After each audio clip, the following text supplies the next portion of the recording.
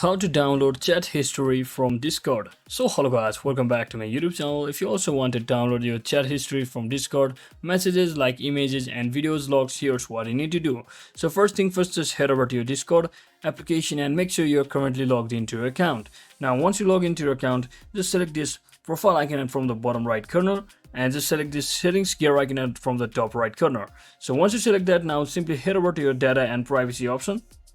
And once you are inside here, simply scroll down until you see the option that is request all of my data. As you can see, I've already located it. So now simply select it. And from over here, you just have to select the data that you would like to be included in your data package below.